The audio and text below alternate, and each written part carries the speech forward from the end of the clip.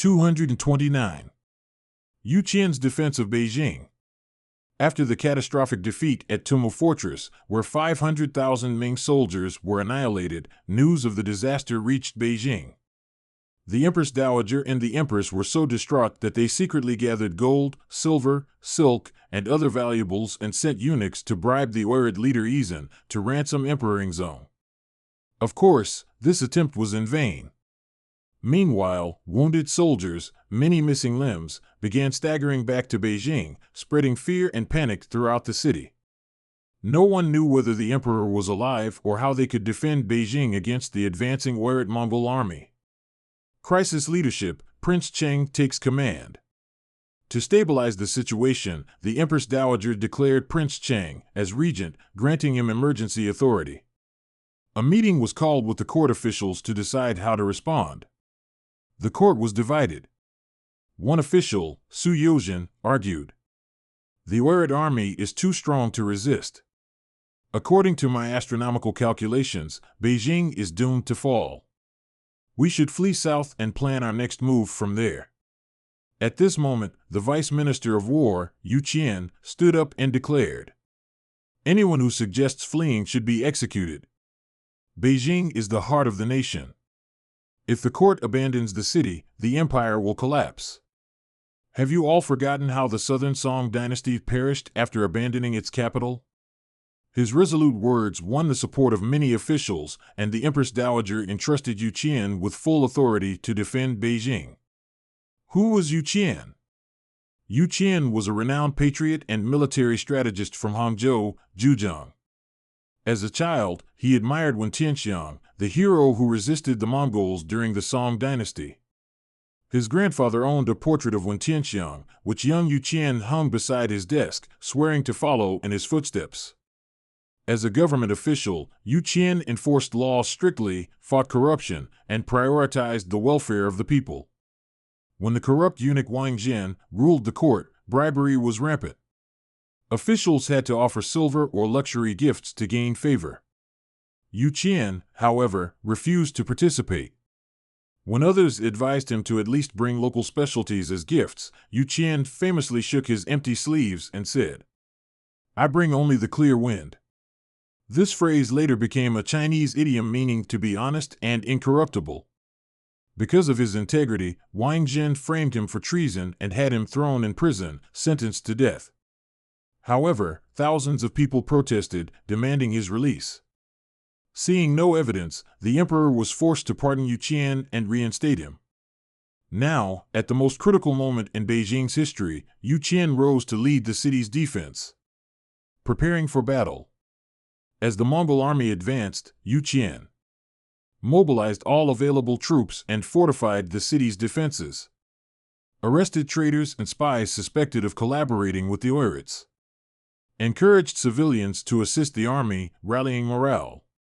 At the same time, anger toward Wang Zhen, who had died at Tumu, boiled over. Officials demanded that his crimes be publicly condemned. However, Prince Cheng hesitated. When a eunuch loyal to Wang Zhen, Ma Shun, tried to disperse the angry officials, one minister grabbed him by the collar. A mob of officials then beat him to death on the spot. Yu Qian turned to Prince Cheng and said, "Wang Zhen is the reason for this disaster. If we do not officially condemn him, how can we restore morale?" Prince Cheng reluctantly agreed, ordering Wang Zhen's property to be confiscated and his remaining allies punished. The Battle of Beijing. Meanwhile, Yizhen, the Oirat leader, still held Emperor Yingzong captive but wanted more leverage. He marched south with a massive army, using Yingzong as a political weapon. In October 1449, the Oirat army reached the walls of Beijing. Yu Qian held an emergency war council. General Shi Heng argued, "We are too weak. We should retreat inside the city walls, shut the gates, and wait for the Mongols to leave." Yu Qian rejected this cowardly approach, declaring, "If we show weakness, the enemy will become even more arrogant. We must attack first, striking them with full force." He then personally led the defense, devising a bold strategy. He sent troops outside the city to challenge the Oirats head-on. He personally stationed his forces at Dishan Gate, a critical entry point. He ordered all city gates to be locked, sending a clear message: no retreat, only victory. He issued strict military orders. Any commander who retreated would be executed. Any soldier who fled would be executed by his own unit. The troops were inspired by Yu Qian's bravery. Morale soared, and the soldiers vowed to fight to the death. The Oirat defeat. As Yu Qian's defensive forces increased to 220,000 men, Ming reinforcements arrived from surrounding regions. When Yizhen launched multiple assaults, he was met with fierce resistance. Even Beijing civilians joined the fight, throwing bricks and stones from rooftops. After 5 days of intense battle, the Oirat suffered massive casualties. Realizing that his army was in danger of being cut off, Yizhen panicked and ordered a retreat. Yu Qian launched a counterattack, using cannons to bombard the retreating enemy. Many Mongols were killed, and Beijing was saved. Yu Qian's tragic end. Yu Qian's victory made him a hero, widely respected by both the military and the people. Even Prince Chang, now Emperor Jingtai, deeply admired him. He offered Yu Qian a luxurious palace, but Yu refused, saying, "The nation is still in crisis. How can I seek personal comfort?" Yizhen, seeing no hope of using Emperor Yingzong as leverage, eventually released him. However, Yu Qian's enemies, including Su Yozhen, who had wanted to flee, and General Shi Hung, whom Yu Qian had criticized, plotted revenge. In 1457, Emperor Jingtai fell seriously ill, and Su Yozhen and Shi Hung conspired with palace eunuchs to stage a coup, known as the Incident at the Gate. They broke into the Forbidden City, overthrew Jingtai, and restored Emperor Yingzong to the throne. Now back in power, Yingzong harbored resentment against Yu Qian, believing he had helped his brother take the throne. Su Yozhen and Shi Hung falsely accused Yu Qian of treason. Despite no evidence, Yingzong sentenced Yu Qian to death. The people mourn a hero. When news spread that Yu Qian had been executed, the people of Beijing wept in the streets. Many recited a poem Yu Qian had written in his youth, a prophecy of his unyielding integrity. Crushed and pounded, I emerge from the mountains. Burned in raging flames, yet remain unmoved. Even if I am ground to dust, I will keep my purity in this world. Yu Qian's loyalty, bravery, and sacrifice would be remembered for centuries as a symbol of patriotic resistance. 230. Yan Yiqing's plan to eliminate Lu Jin. After the Tumu crisis, the Ming dynasty entered a period of decline. The emperors after Ming Yingzong were weak and corrupt, failing to learn from history. Instead of curbing eunuch influence, they relied on them even more, leading to widespread corruption and oppression. During the reign of Ming Xianzong, the eunuch Wang Zhi rose to power, establishing the Western Depot alongside the Eastern Depot, further expanding the Ming secret police network. Many innocent officials and citizens were persecuted under this system. The rise of Lu Jin and the Eight Tigers. In 1505, Ming Wuzong ascended the throne. He was a hedonistic ruler who spent his time indulging in hunting, games, and festivities. His closest companions were a group of 8 eunuchs, led by Lu Jin. This group became known as the Eight Tigers. Some loyal officials tried to warn the emperor about the corrupt influence of the Eight Tigers. However, Lu Jin and his allies manipulated the situation, crying false tears before the emperor. Rather than listening to his officials, Ming Wuzong promoted Lu Jin, making him director of the Directorate of Ceremonial and placing his associates in charge of the Eastern and Western depots. Lu Jin's tyranny. With absolute power, Lu Jin purged many honest officials, forcing them to kneel before the Golden Water Bridge and labeling them as traitors. Monopolized access to the emperor, handling all imperial documents and issuing false edicts. Encouraged bribery, local officials had to pay him 20,000 taels of silver just to avoid trouble. Expanded the secret police, creating the Inner Depot, which even monitored the Eastern and Western depots. Tortured and executed thousands, causing public outrage. The people mocked the situation, saying, There are two emperors in Beijing, one who sits, one who stands. One is Emperor Zhu, the other is Emperor Lu. The rebellion of Prince Anhua. In 1510, Prince Anhua of Gansu rebelled, declaring that he was fighting against Lu Jin's tyranny. Ming Wuzong sent Yan Yiqing, a seasoned military leader, to suppress the rebellion. The eunuch Zhang Yong was also assigned to supervise the campaign. Yan Yiqing had previously been persecuted by Lu Jin, but after the rebellion broke out, the emperor was forced to reinstate him. When Yan Yiqing arrived in Ningxia, he found that the rebellion had already been crushed by his former subordinates. He and Zhang Yong captured Prince Anhua and prepared to escort him to Beijing. Yan Yiqing's secret plan to kill Lu Jin. On the journey back to the capital, Yan Yiqing secretly approached Zhang Yong. Yan whispered, "Eliminating a rebellious prince is easy. But what about the enemy inside our own court?" Zhang Yong, sensing something, frowned and asked, "Who do you mean?" Yan slowly traced a character on his palm, Jin, referring to Lu Jin. Zhang Yong hesitated.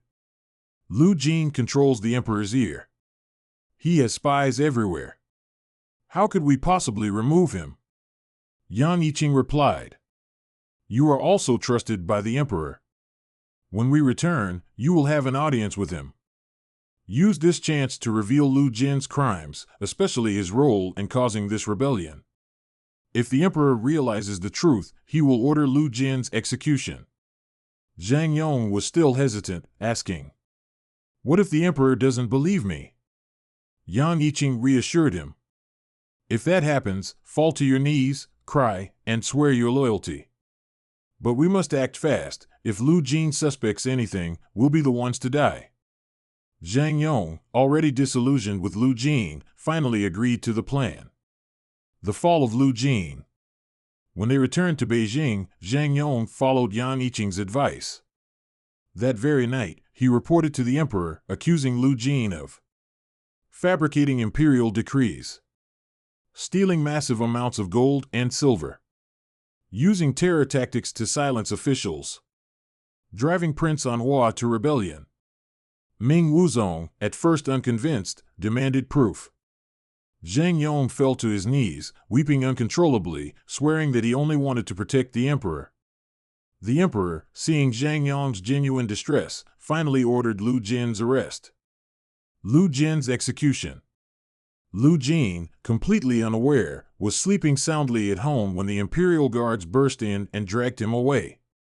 A search of Lu Jin's mansion revealed 240,000 taels of gold, 5 million taels of silver, countless jewels and treasures, imperial robes, armor, and weapons, proof of treason. Ming Wuzong, shocked and enraged, sentenced Lu Jin to death. Lu Jin was executed by slow slicing, a gruesome punishment where he was cut into pieces. The execution lasted 3 days, symbolizing justice for his crimes. The aftermath, continued corruption. Despite Lu Jin's execution, Ming Wuzong remained a foolish and corrupt ruler. He appointed Jiang Bin, a military officer, as his new favorite. Jiang Bin encouraged the emperor's reckless behavior, persuading him to abandon the capital for pleasure trips. The government fell into further corruption, leading to widespread suffering. As a result, land seizures increased, pushing farmers into extreme poverty. Tax burdens and forced labor became unbearable. Peasant uprisings broke out across the empire. In 1510, a rebellion led by Lu Lu and Lu Qi erupted near Beijing. This revolt lasted 2 years, spread across 8 provinces, attacked Beijing 4 times, shaking the Ming court. The Ming dynasty, weakened by decades of corruption and misrule, suffered repeated blows, marking the beginning of its long decline. 231. Yang Jixing's courageous impeachment of Yin Song. After the death of Emperor Wuzong of the Ming dynasty, his cousin Zhu Hozong ascended the throne as Emperor Shizong. In the early years of his reign, Emperor Shizong implemented several political reforms, such as limiting the power of eunuchs and rectifying taxation. However, he later became deeply obsessed with Taoism, setting up altars in the palace to seek immortality and gradually neglecting state affairs. Those who catered to his religious beliefs gained favor, and among them was Grand Secretary Yen Song, who rose to power due to his skill in drafting sacrificial texts for Taoist rituals. Yen Song had no real talent, he simply excelled in flattery and currying favor with the emperor. After becoming the chief Grand Secretary, he and his son, Yen Shifan, formed factions, engaged in corruption, and committed numerous crimes. Many unscrupulous officials sided with them, with more than 30 officials even becoming his adopted sons. With these supporters, Yen Song further consolidated his control over the imperial court. During Yen Song's tenure, the Northern Tatars, a Mongolian tribe, grew stronger and unified the Mongol clans, posing a significant threat to the Ming dynasty. Instead of strengthening military defenses, Yen Song embezzled military funds, leaving soldiers hungry and destitute. Tatar leader Altan Khan launched several incursions into Ming territory, and the Ming army was too weak to resist. In 1550, Altan Khan led his troops deep into China, reaching the outskirts of Beijing. Emperor Shizong appointed Yen Song's ally, Qiu Luan, as the supreme commander to lead reinforcements in defending the capital. However, fearing that Qiu Luan might suffer defeat and implicate him, Yen Song instructed Qiu not to resist. As a result, the Tatar forces looted a massive number of people, livestock, and treasures near Beijing and withdrew unchallenged. Despite the presence of over 100,000 Ming soldiers, not a single arrow was fired. The following year, Qiu Luan even colluded with Altan Khan to negotiate a peace agreement. This betrayal outraged several righteous officials, particularly Yang Jisheng, a junior official in the Ministry of War. Yang Jisheng was from Rongqing, Baoding, and came from a poor background. His mother passed away when he was 7, and his stepmother treated him harshly, forcing him to herd cattle. One day, while passing by a private school, he saw village children studying and longed to learn as well. He pleaded with his older brother to let him study, but his brother dismissed him, saying, "You are too young to read." Yang Jisheng retorted, "If I can herd cattle, why can't I study?" Seeing his determination, his father allowed him to read while tending cattle, and he progressed rapidly. Later, he passed the imperial examination and became a jinshi, successful candidate, earning recognition from many high-ranking officials in the capital. Yang Jisheng was known for his integrity. Unable to tolerate Yen Song and Qiu Luan's treacherous behavior, he submitted a memorial to Emperor Shizong, opposing the peace talks and urging the court to strengthen its military and resist the Tatars.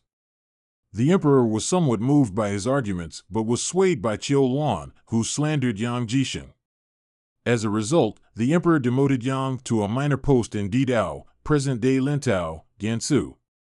Despite this setback, Yang Jisheng remained undeterred. Didao was home to many ethnic minority groups, and literacy was scarce. Determined to change this, Yang Jisheng gathered over 100 young locals and hired a teacher to educate them. When families couldn't afford tuition, he sold his horse and even his wife's clothing to support the students. The local people deeply respected him and affectionately called him Father Yang. After Yang Jisheng was exiled, the Ming court made peace with the Tatars and established trade relations.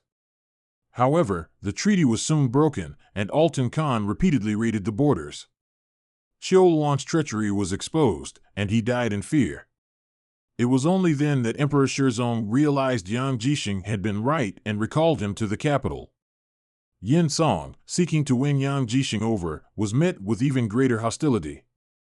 Just a month after returning to the capital, Yang Jisheng boldly submitted a memorial to the emperor, impeaching Yen Song with 10 major crimes, each backed by solid evidence.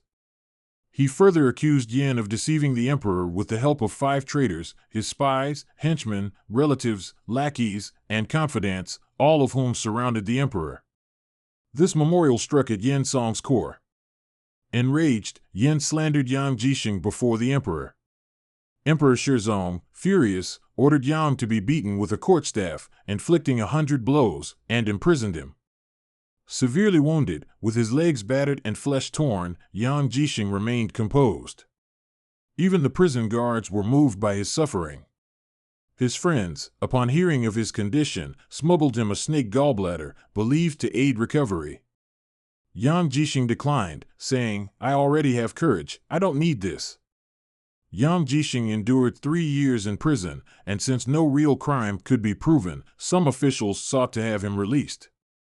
However, Yin Song's allies warned him, "If you don't kill Yang Jisheng, you are raising a tiger that will eventually turn on you." Yin Song, fearing for his own safety, convinced the emperor to execute Yang Jisheng. Yin Song ruled for 21 years, filling key positions with his loyalists and expanding his influence.